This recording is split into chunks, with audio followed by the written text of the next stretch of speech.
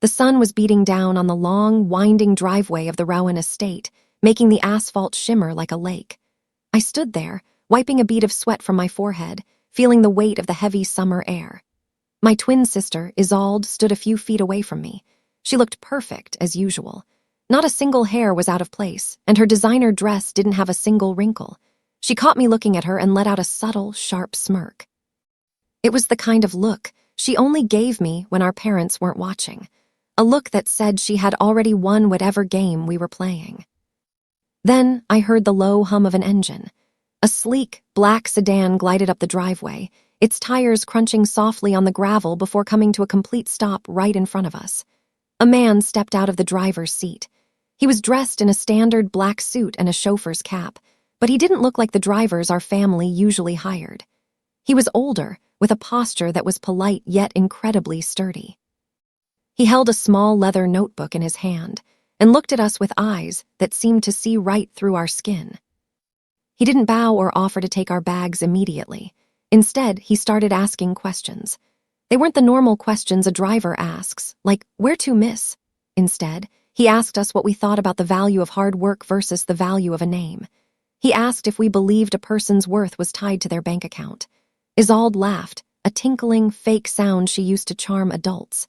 She gave a rehearsed answer about the burden of leadership and the importance of legacy. She thought she was being brilliant. But when the driver turned his gaze toward me, my stomach dropped. There was something familiar in the way he tilted his head. I looked at his hands, rough, weathered, and wearing a very specific silver ring I hadn't seen in years. My heart began to race so fast I thought it might burst. I realized right then that this wasn't just some employee. My name is Talia Brooks, and I was looking at my grandfather, Evander Rowan, hidden behind a uniform and a pair of glasses. He was pretending to be a driver to test us, to see who actually deserved the billions he was ready to hand down. I felt my hands shake. I wanted to scream or run, but I forced myself to stay still. I whispered under my breath, "What the hell is happening?" He was watching us, recording every flinch and every word. The air felt even heavier now because I knew that every move I made from this second on would determine the rest of my life. As I sat in the back of the car later that day, staring at the back of my grandfather's disguised head, my mind raced back to how we got here. Growing up in the Rowan family wasn't like a normal childhood.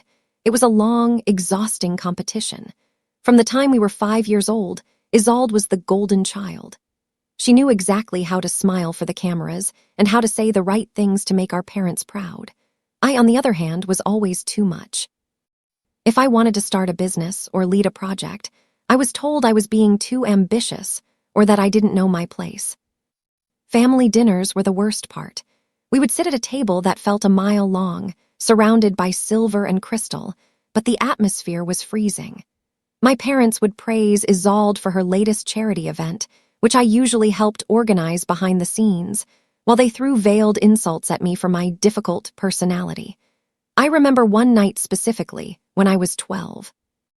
I had earned the highest marks in my class, but all anyone talked about was how Isolde had been voted most likable. Grandfather Evander was usually the only one who didn't join in on the insults. He was a quiet man, powerful and intimidating, but he always seemed to be analyzing the room rather than participating in the drama. He had built an empire worth billions, and everyone in the family was terrified of him. They all wanted his money, but they were all scared of his judgment. He had told us once, during a rare private moment, that he was always watching our actions, even when we thought we were alone. At the time, I thought it was just something grandfathers said to make kids behave. Now, as I watched him navigate the car through traffic, I realized it was a warning. The shadows of my childhood felt like they were closing in on me. I looked over at Isolde, who was busy checking her reflection in a compact mirror, completely oblivious to the man driving us. She thought she had already won the inheritance because she was the favorite. She didn't realize that the rules of the game had just changed. The driver adjusted the rearview mirror, and for a split second our eyes met. He didn't smile. He just watched. The following morning, the driver, who I now had to constantly remind myself was actually my grandfather, approached me near the gardens. Isolde was nearby, lounging on a patio chair with her phone. He handed me a small, sealed envelope and a set of keys. He told me that there was a delicate errand involving a local shop owner who had been a loyal friend to the family for years. The task sounded simple. Deliver a document and ensure a specific package was picked up and handled with extreme care. "This requires patience and discretion, Miss Talia," he said in his low, gravelly voice. I nodded, feeling the pressure of his gaze. I knew this was the first real test. As I headed toward the garage, Isolde suddenly appeared by my side. "Oh, Talia, let me help you with that," she said, her voice dripping with fake sweetness. "You're always so clumsy with important things." Before I could pull away, she brushed past me, and I felt a sharp tug on my bag. She didn't take it, but she managed to snag the envelope out of my hand for just a second before accidentally dropping it into a puddle of water near the sprinklers. "Oh no, I'm so sorry," she cried, covering her mouth with her hand, though her eyes were dancing with joy.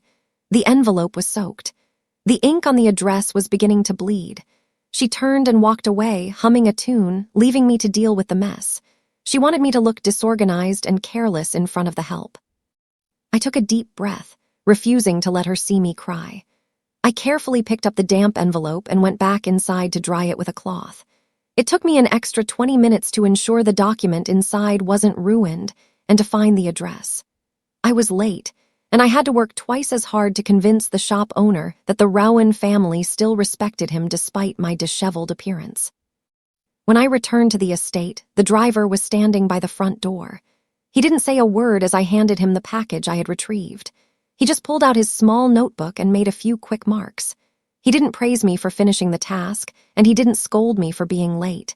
He just observed.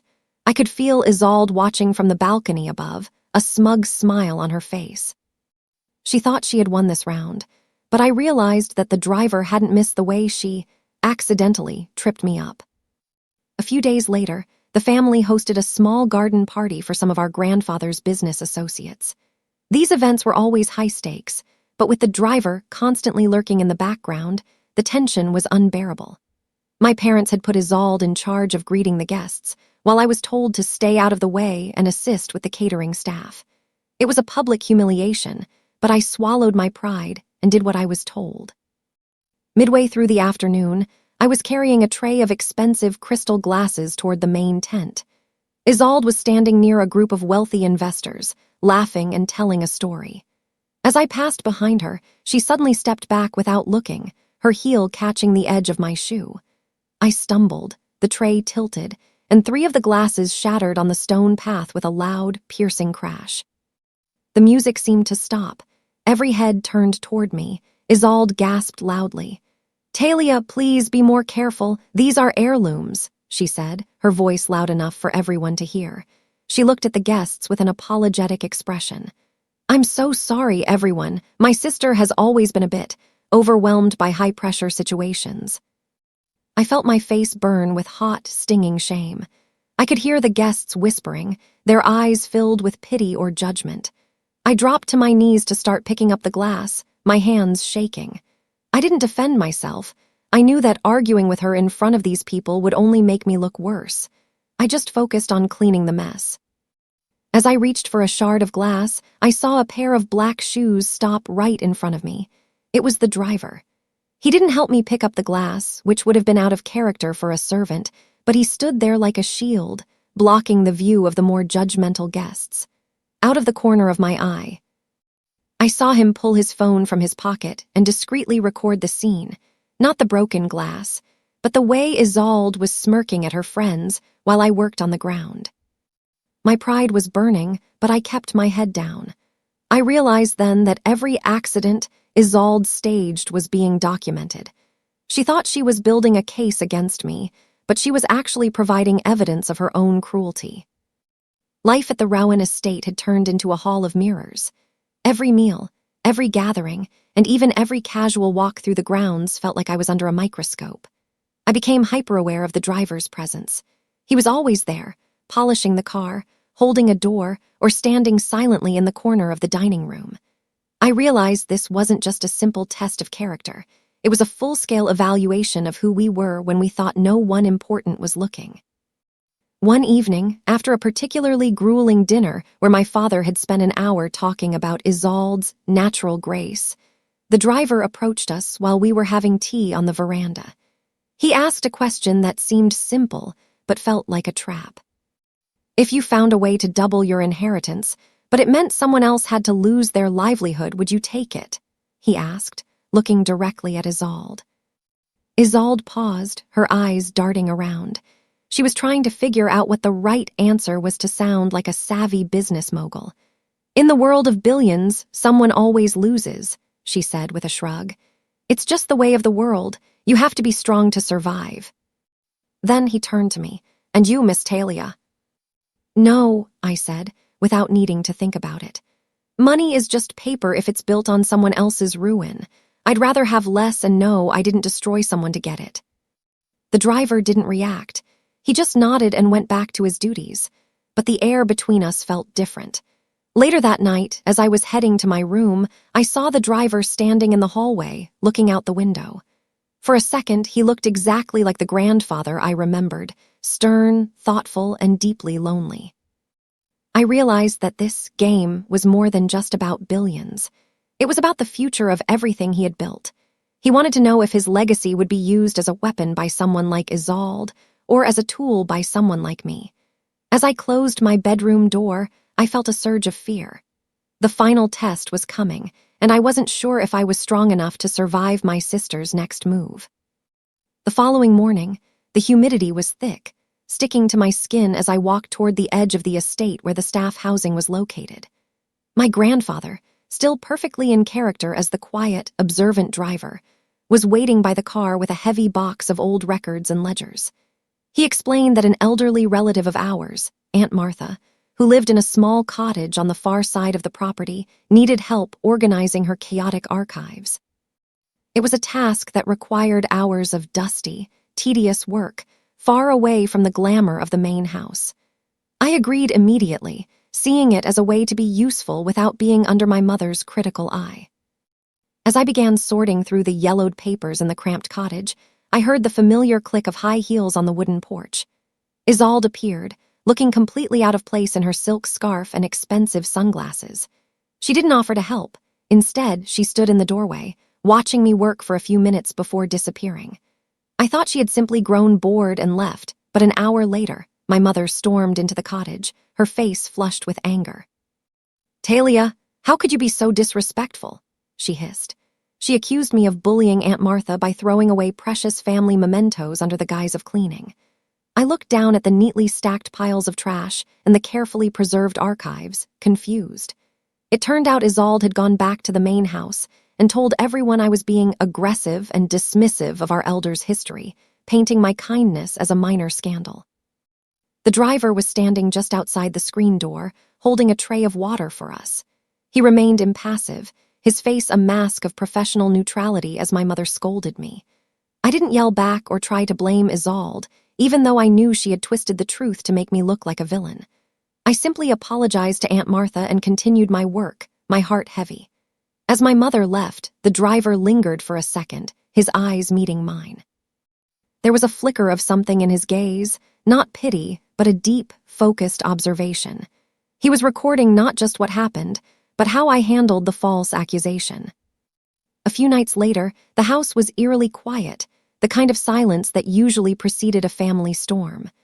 I was heading to the kitchen for a glass of water when I heard hushed, urgent voices coming from the library. I stopped in the shadows, my breath catching in my throat. It was Isolde and our cousin Julian, who had always been her closest ally in the family power games. "We just need one more big mistake from her," Isolde whispered, her voice sharp and cold. "Grandfather is looking for a reason to cut her out entirely. If we can make it look like she's stealing from the estate funds or being dishonest about the upcoming gala, she's finished." Julian laughed, a low, unpleasant sound. They began discussing a plan to tamper with the financial logs I had been helping the accountant with. Anger, hot and sudden, mixed with a cold sense of fear in my chest. I had always known Isolde was competitive, but hearing her plot to actually destroy my reputation felt like a physical blow. I turned to leave, wanting to get away before they caught me, but I bumped right into a solid, dark figure in the hallway. It was the driver. He was standing there, perfectly still, as if he had been part of the shadows the whole time.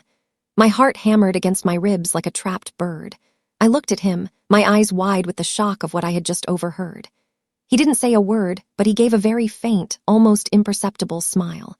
It wasn't a smile of joy, but of a hunter who had just seen the prey walk into a trap. He knew I had heard them, and he wanted to see what I would do with that information. Would I run to my parents? Would I confront them? Or would I wait? I realized then that my grandfather wasn't just testing our goodness. He was testing our survival instincts and our ability to handle betrayal with grace.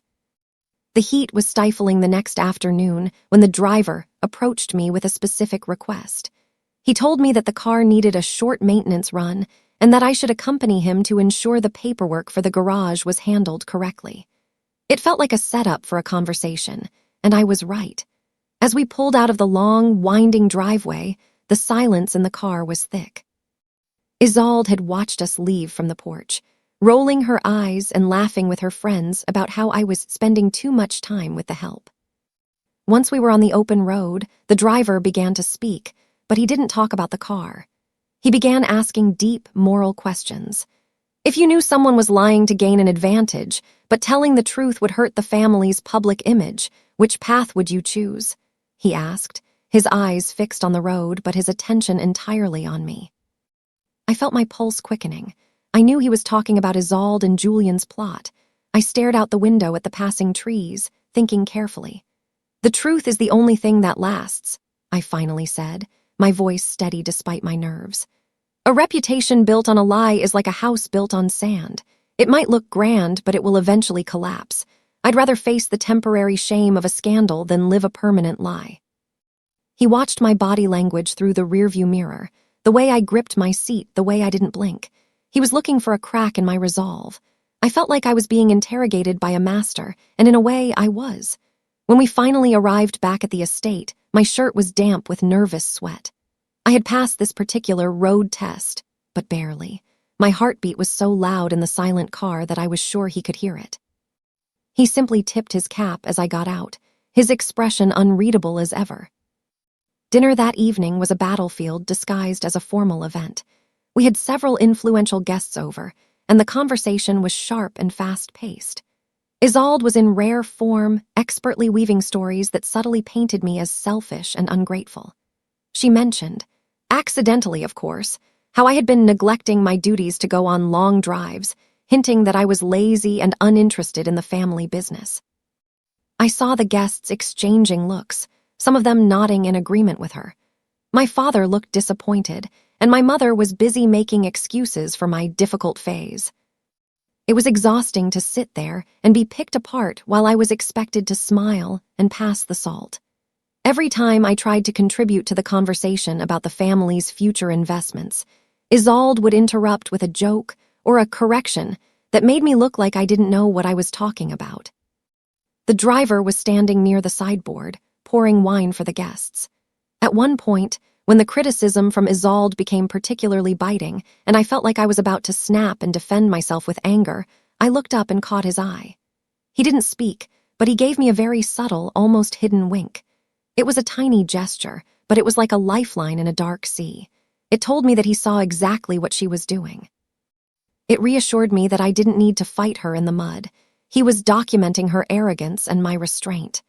I took a deep breath, went back to my meal, and remained perfectly polite for the rest of the night, even as Isolde's lies grew bolder. The ultimate test of the week came at a high-profile charity gala the family was sponsoring. It was a massive event with hundreds of donors and local press. To my surprise, the driver approached both Isolde and me before the event and told us that grandfather had left instructions for us to manage a specific donation task. We were to oversee the collection and recording of the silent auction funds, a job that required absolute honesty and organization. Isolde saw this as her moment to shine. Throughout the night, I watched her charm the donors, but when it came time to actually record the amounts, she began to cheat. She was subtly shifting numbers, trying to make it look like her section had raised significantly more than mine by diverting some of the general donations into her specific ledger. She wanted to hand in a report that showed she was the more effective fundraiser, even if it meant the actual charity records would be a mess later. I realized what she was doing halfway through the night. I had two choices. I could call her out and cause a scene at a gala, or I could find a way to fix it. I chose to improvise. I stayed late, long after the guests had started dancing, and meticulously cross-referenced every bid sheet with the actual cash and checks. I worked until my eyes blurred, ensuring that every cent was accounted for and that the final report was flawless, effectively undoing her manipulation without ever raising my voice. As I finished the final tally, I looked up to see the driver standing at the edge of the ballroom, watching me from the shadows.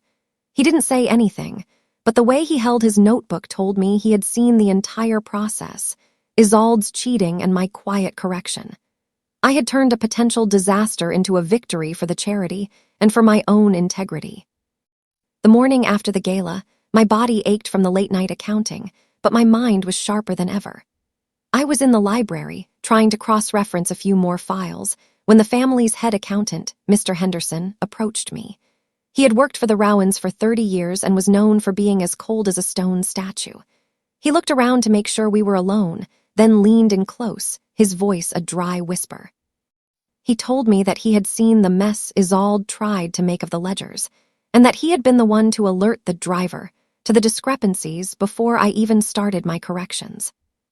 "Your grandfather notices everything, Talia," Henderson whispered, his eyes darting to the door. "He doesn't value the person who makes the most noise or the most money. He respects integrity and the quiet strength it takes to fix a problem without looking for a trophy." My heart leapt into my throat. This was the first time someone in the inner circle had confirmed what I suspected. I wasn't just working in a vacuum. There were people watching who actually valued the truth. He handed me a small slip of paper with a list of names, people who were loyal to my grandfather's true vision of the company, not my father's or Isolde's greed. This felt like a turning point. For years, I had felt like an outsider in my own home, a girl standing on the edge of a wealthy circle that didn't want her. Now, I realized I had an unexpected ally. I wasn't entirely alone in this den of lions. As Henderson walked away, I saw the driver standing in the garden through the library window. He was pruning some roses, looking like a simple gardener, but he caught my eye and gave a sharp, professional nod. It was as if he knew exactly what Henderson had told me. The weight of the billions felt heavier now, not because I wanted the money, but because I realized I was fighting for the soul of the family legacy. I tucked the paper into my pocket, feeling a surge of hope. The game was far from over, but for the first time, I felt like I had a map. The tension in the house was reaching a boiling point, and the driver seemed to sense it. He decided to turn up the heat. That afternoon, he gathered Isolde and me under the pretext of a moral orientation exercise he claimed was requested by our grandfather. He presented us with a complex dilemma involving a fictional company we owned that was accidentally polluting a local water source. Fixing it would cost millions and tank our stock prices, but ignoring it would keep us wealthy while hurting the townspeople. I watched Isolde as she listened. She was fidgeting, her eyes scanning the room as if looking for the correct answer that would please a billionaire. When it was her turn to speak, she started to panic. She tried to find a middle ground that didn't exist, babbling about public relations strategies and calculated risks. She was so terrified of losing the imaginary money that she couldn't see the human cost. Her voice grew high-pitched and frantic as she realized the driver wasn't nodding along with her corporate jargon. When he turned to me, I felt a strange sense of calm. I didn't care about the fake stock prices. I told him that we would shut down the plant immediately, pay for the cleanup, and compensate every family affected, even if it meant the company went bankrupt. "You can rebuild a business," I said, looking him right in the eye. "But you can't rebuild a person's life once you've destroyed it for profit." The driver didn't say, "Good job," or "Well done." He just sat there, his notebook open, recording every word with a pen that moved with robotic precision. I could see Isolde's face turning a bright, angry red. She hated that I was composed while she was unraveling. Every choice we made was being etched into the permanent record of our grandfather's judgment. The air in the room felt like it was being sucked out, leaving us both gasping in the silence of his silent, terrifying observation. Isolde's composure finally began to crack in a visible way the following day. We were tasked with reviewing a set of historical contracts for the family estate, looking for any errors. I found a small but significant mistake in one of the land deeds that would have cost a neighboring farmer his property if left uncorrected. When I showed it to Isolde, she didn't see it as a mistake to fix. She saw it as an opportunity to expand our borders. "Just leave it, Talia," she whispered. "Nobody will notice, and we get the land. It's a win for the family." I told her I couldn't do that. I intended to report the error to the estate lawyer. Isolde grew desperate and tried to hide the document, but she accidentally tore a corner of it while trying to snatch it from my hand. When the driver entered the room to check on our progress, Isolde immediately pivoted. She pointed at the torn paper and claimed I had done it in a fit of rage because I was jealous of her speed. It was a blatant, clumsy lie. I didn't argue. I simply pulled out the digital scan I had made of the document before she touched it and showed him the error I had found. "I was just trying to ensure the neighbors' rights were protected," I said quietly. I stayed honest, even when it would have been easier to scream at her for her deceit. I could see the panic in her eyes. She knew she had slipped up in front of the one person whose opinion actually mattered. The driver looked at the torn document, then at the digital scan, and finally at Isolde. His expression was unreadable, like a stone wall, but there was a coldness in his silence that made the hair on my arms stand up. He made a long note in his book, his pen scratching loudly in the quiet room. I sensed Isolde's heart racing from across the table. She was realizing that her usual charms weren't working on this servant, and the fear of losing the billions was starting to turn her into someone even she didn't recognize. Later that evening, the driver did something he hadn't done before. He approached me while I was sitting alone in the library and asked if I would walk with him in the garden for a private conversation. My heart was thumping against my ribs. Was this it? Was he going to reveal himself now? We walked past the manicured hedges in silence for a few minutes before he began asking me deeply personal questions, not about money, but about my values, my childhood, and what I would do if I had nothing but my name. "Why do you stay, Talia?" he asked, his voice softer than I had ever heard it. "Your family treats you like an outcast. You could leave and start your own life." I told him the truth, that I loved the history of this family, and I believed that someone had to be here to protect the integrity of what my grandfather had built. I told him that I didn't want the money for the sake of being rich. I wanted the power to do good and to stop the cycle of manipulation that was poisoning us all. I spoke without hesitation, my voice growing stronger with every word. I told him about the nights I spent studying business law on my own because my parents wouldn't pay for my extra classes, and how I had learned to find value in the things Isolde threw away. For the first time, I felt like I was speaking to my grandfather, not a driver. I felt like he was truly hearing me, seeing the woman I had become in spite of the toxic environment. As we reached the end of the path, he stopped and looked at me. A faint, genuine smile touched his lips, a look that was a far cry from the stoic mask he usually wore. "You have more of your grandfather in you than you realize, Talia," he said softly. "You might be ready for what's coming." My breath hitched in my throat. The cliffhanger of his words echoed in my mind as he turned and walked back toward the garage. I stood there in the moonlight, realizing the end of the test was closer than I thought. The pressure reached its peak during a complex task involving the reorganization of the family's international charity accounts. It was a maze of tax laws, currency exchanges, and ethical guidelines. Isolde was clearly out of her depth, and her frustration was turning into pure malice. She tried everything to undermine me, moving files, giving me the wrong passwords, and even telling the staff I was confused and shouldn't be listened to. But I didn't let her get to me. I had been preparing for a moment like this my entire life. I stayed up until 3:00 a.m., working by the light of a single desk lamp, triple-checking every figure. I found a way to streamline the donations that would save the charity hundreds of thousands in fees, money that could go directly to people in need. It was a complex victory, one that required intelligence and a deep sense of responsibility. The next morning, when I presented the completed work, the driver was there, standing by the door as usual. I handed him the final report, and for a split second, I saw our grandfather, Evander, nod subtly at me from across the foyer. It was a brief moment of recognition, a signal that he had seen my hard work and my refusal to stoop to Isolde's level. I felt a surge of triumph, but I kept my face calm and professional. Isolde noticed the exchange. I could see her eyes narrow as she tried to figure out what had just happened. She knew she had failed to sabotage me, and she could feel the power shifting, but she couldn't prove anything.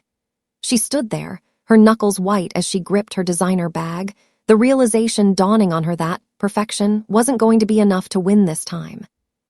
The trap was tightening around her, and she was starting to realize that the person she had been underestimating her whole life was the one holding all the cards. The atmosphere at the Rowan estate had become toxic, like a storm that refused to break. Isolde was no longer just annoying, she was desperate. I could see it in the way she paced the marble hallways and the way she snapped at the maids. She knew her grip on the inheritance was slipping, so she decided to launch one final, massive sabotage during a high-stakes negotiation involving the family's shipping empire. Grandfather had supposedly sent word that we were to review a multi-billion-dollar merger contract, looking for any clauses that might hurt our long-term interests. It was a test of cunning and business acumen. Isolde tried to confuse me by switching the contract pages with a draft that contained disastrous financial errors. She hoped I would present the flawed version and look like a fool in front of the driver, who was sitting in the corner of the office with his notebook. I felt a pang of nerves as I looked at the numbers, but I had spent years studying the family's books in secret. Something didn't add up. I realized the font on page 12 didn't match page 11. Instead of panicking, I took a deep breath. I maintained my grace under pressure and calmly asked for a moment to retrieve the original digital master file from the secure server. I didn't point the finger at Isolde right then. I simply fixed the mistake as if it were a clerical error. My calm dignity in the face of her obvious trap was like a shield. Out of the corner of my eye, I saw the driver's hand moving. He wrote something in his notebook quickly, almost triumphantly. He wasn't just recording the error. He was recording my reaction to her betrayal. Isolde was vibrating with silent rage. She had expected me to cry or to accuse her, which would have made us both look like bickering children. By staying professional, I showed that I was a leader, not just a twin. The driver stood up to leave, and for a second I saw a flash of pride in his eyes that no disguise could hide. I knew I was winning, not by being meaner than my sister, but by being better than the game she was playing. The following morning, a minor mishap occurred that felt like the final nail in my coffin. A priceless Ming vase in the hallway was found shattered into 1,000 pieces. Before I could even walk into the room, I heard Isolde's voice echoing through the foyer, crying out in fake distress. She told my parents and the gathered guests that she had seen me running through the hall in a manic state, and that I had knocked it over in a fit of jealousy because I wasn't invited to a private lunch with the investors. The guests began to whisper, their eyes filled with judgment.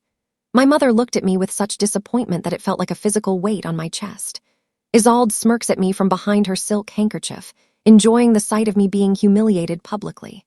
I stood there, my hands at my sides, refusing to defend myself with lies or screams. I knew I hadn't been anywhere near that hallway, but I also knew that in this family, the loudest lie often became the truth. Then something unexpected happened. The driver stepped forward from the back of the room.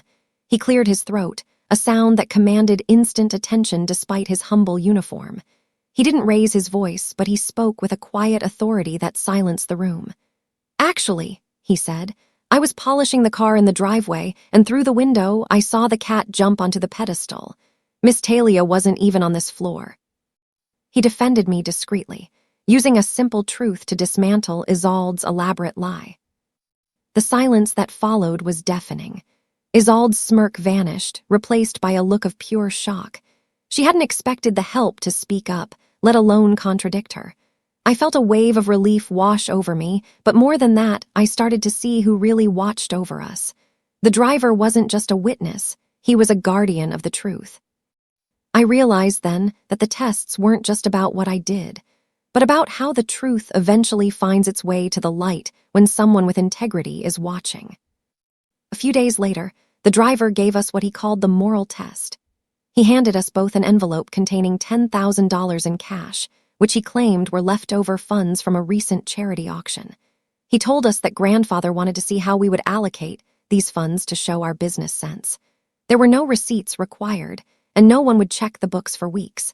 It was an open invitation to see if we would use the money for the family's benefit or our own. Isolde immediately saw an opportunity. She took her envelope and within hours had purchased a gift for one of the major investors' wives, a move designed to buy influence and secure her own standing within the social circle. She lied and told the driver she had invested the money in a way that would bring the family a 200% return in social capital. She thought she was being brilliant, using the money to play the high-stakes game of manipulation she had been groomed for. I took my envelope to the local community center that I had been visiting in secret. I knew they were struggling to pay their heating bill for the upcoming winter. I didn't buy a gift for a socialite. I paid the bill and asked for a simple receipt made out to the Rowan Foundation. When the driver asked for our reports, I handed him the receipt and a brief explanation of why the community's stability was more important than a bribe. I reported the truth, while Isolde lied for her own advantage. The driver looked at my receipt and then at Isolde's influence report. He didn't say anything, but the way he looked at her made my pulse quicken. His silent observation was more terrifying than any lecture.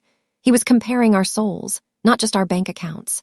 Isolde was still smiling, thinking she had won because she had played the business card, but I could see the grandfather's eyes behind the driver's glasses, and they were filled with a cold, hard disappointment. The tension within the Rowan estate finally snapped.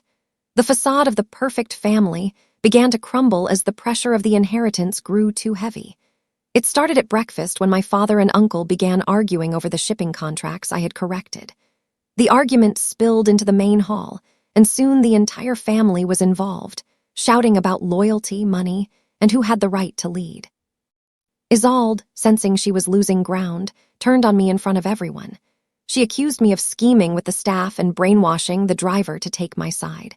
She claimed I was the one who was toxic, the one who was trying to tear the family apart for my own greed. Her voice was shrill, and for a moment the family stopped to listen. But something had changed.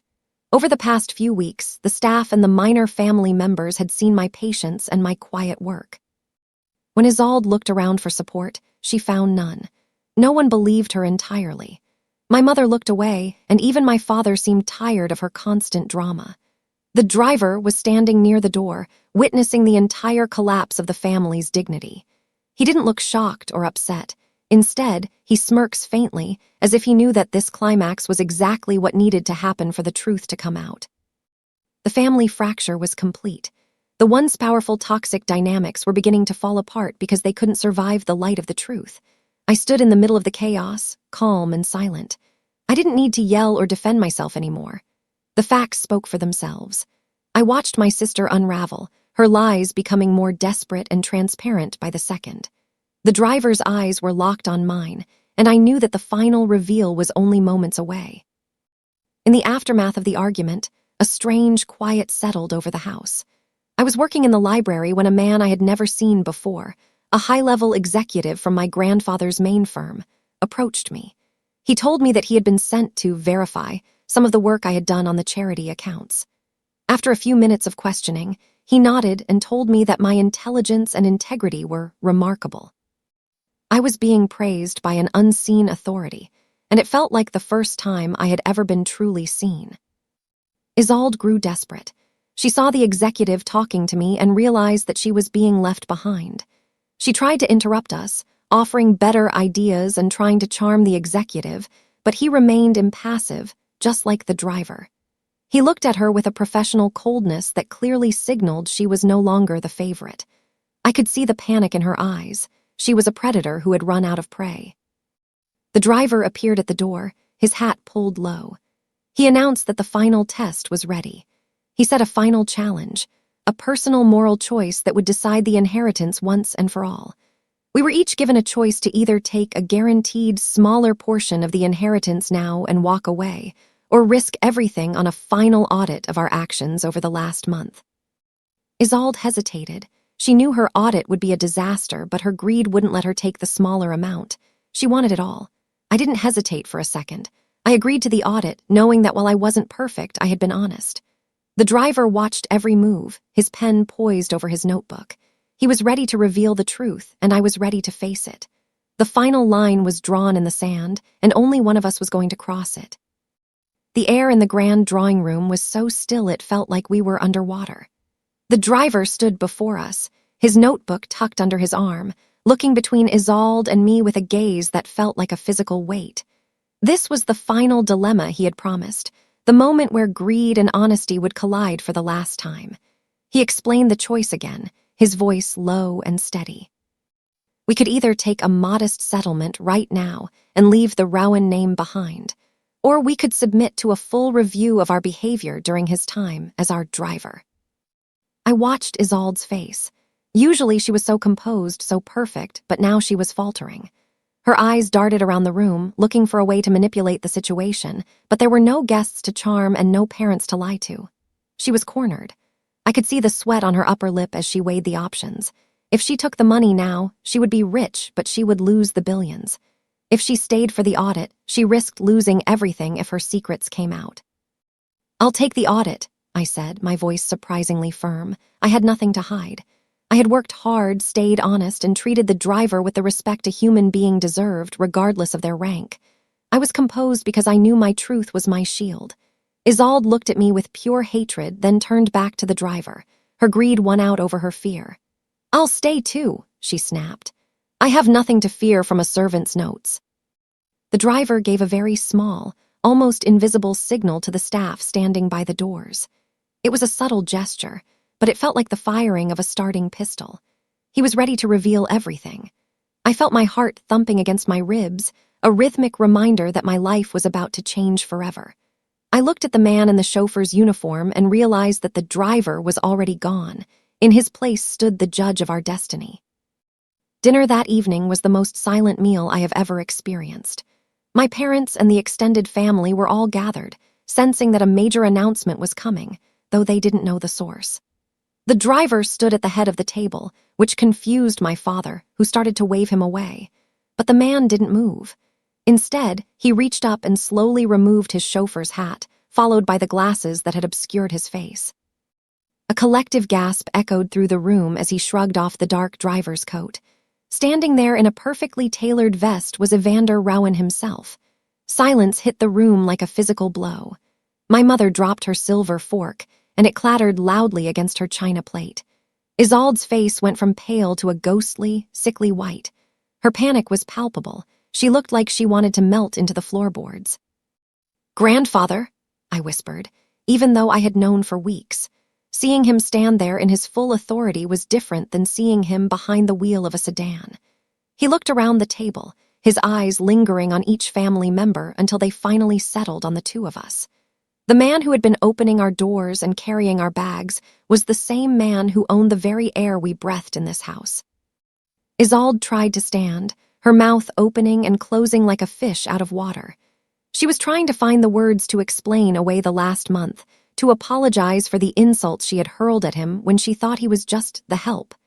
But grandfather raised a hand, and she fell silent. The reveal was over, and the judgment was beginning. Evander Rowan didn't sit down.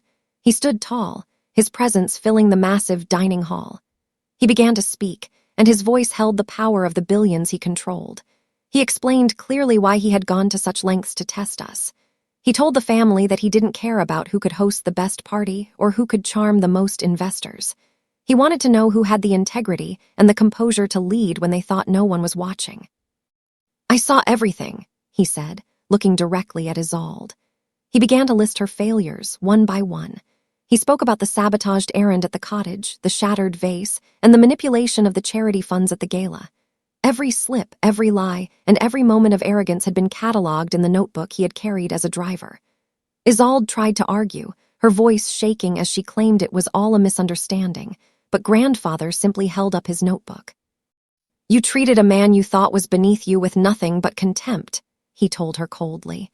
"And in doing so, you proved you are unfit to carry the Rowan name." The room was dead silent as the depth of her manipulation was exposed in front of everyone, our parents, our cousins, and the very staff she had looked down upon. I sat there, my hands folded in my lap. I didn't feel joy at her downfall, but I felt a profound sense of justice. The truth was being laid bare, and for the first time in my life, the golden child was being seen for who she truly was. Grandfather turned his gaze to me, and his expression softened just a fraction. The public trial of Isolde Brooks was over, and it was time for the rightful heir to be named. "Talia," grandfather said, his voice echoing with pride. "You showed patience when you were provoked, honesty when it was easier to lie, and dignity when you were humiliated." He announced to the entire room that I was to be the sole heir to the Rowan billions. I was declared the rightful heir not because I was the loudest, but because I had the moral strength to stay true to myself in a house full of shadows. Isolde was left speechless. She looked around at our family, but for the first time, no one came to her defense. My parents looked stunned, finally forced to acknowledge the daughter they had ignored for so long.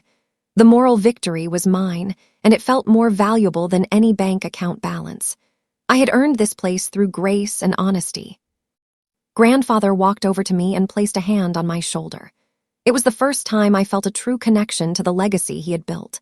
He told me that my destiny was secure, and that he knew the family business would finally be in hands that cared about more than just profit. I felt a tear slip down my cheek, but I didn't wipe it away. It was a tear of relief, of vindication, and of hope for a future that wasn't a competition. The once powerful toxic dynamics of the Brooks and Rowan families were crumbling right before my eyes. The favoritism that had defined my childhood was gone, replaced by a new reality where integrity was the only currency that mattered. I stood up, looking at my sister one last time. I didn't humiliate her. I didn't need to. Her own actions had done that for me.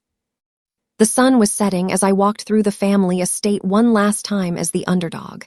Starting tomorrow, everything would be different. I walked through the gardens, past the driveway where the black sedan had first pulled up, and into the grand halls of the house that was now mine to lead. I felt independent, respected, and finally, completely vindicated. The toxic atmosphere that had filled these rooms for years seemed to vanish, replaced by a sense of clarity. I knew there would be challenges ahead. Managing an empire is never easy. But I also knew I had the moral strength to handle them. My sister had moved out, her lies having unraveled so publicly that she could no longer stand the sight of the staff she had once mistreated. I stopped by the large window in the library and looked out over the vast grounds. This wasn't just about the billions anymore. It was about the fact that honesty and dignity really do outlast manipulation and charm. I had won the ultimate victory by simply refusing to lose my soul to the games my family played. I was a Rowan, but I was also Talia Brooks, and that was enough. I thought about the driver and the lessons he had taught me without saying a word. Sometimes the eyes that watch the closest are disguised, but the truth always finds a way to see through the lies. I took a deep breath of the cool evening air, ready to walk into my legacy with my head held high. The story of the twin who was overlooked was over. The story of the woman who led with integrity was just beginning.